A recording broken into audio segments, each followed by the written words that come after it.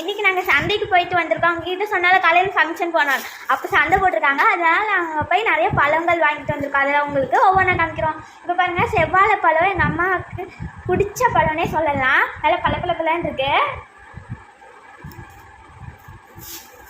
அடுத்து கிரேப்ஸு, எங்கள் அம்மாவுக்கு இதுவும் பிடிக்கும், பிளாக் கிரேப்ஸு. இது உடம்புக்கு நல்லது, இது வெயில் காலத்தில் சாப்பிட்ணுன்னு சொல்லிட்டு எங்கள் அப்பா எனக்கு வாங்கி கொடுத்துருக்காரு.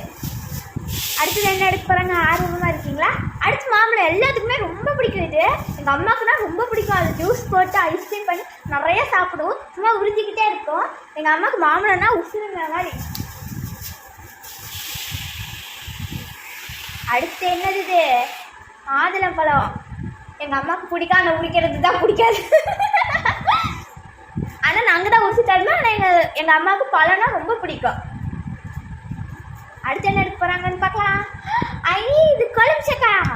இது நல்லா ஜூஸ் போட்டு குடித்தா சூப்பராக இருக்கும். உப்பு மிளகாய் பொடி போட்டு அப்படியே அமுக்கி சாப்பிட்டா அல்டிமேட்டாக இருக்கும். இது 4 வாங்கியிருக்கோம் நாங்கள். இன்னைக்கு அதான் வேர்த்தம். அடுத்து என்ன எடுக்க போகிறாங்க, ஆர்வமாக இருக்குது. இப்போ கொழுமிச்சக்கா தானே. பப்பாளி, இது உடம்புக்கு நல்லது, கண் சக்தி அதிகமாக கொடுக்கும். எங்கள் அம்மாவுக்கும் ரொம்ப பிடிக்கும். ஏன்னா நான் அழகாக ஆகுவேன், இது சாப்பிட்லாம் அப்படின்னு சொல்லிட்டு எங்கள் அம்மாவும் எங்கள் அப்பாவும் வாங்கிட்டு வந்திருக்காங்க. பார்த்தீங்களா எவ்வளோ குண்டாக இருக்குது. 2 வாங்கிட்டு வந்திருக்காங்களா, கையெல்லாம் காட்டுறாங்க பாருங்க. பாருங்க, நீட்டமாக ஒன்று, குண்டா ஒன்று.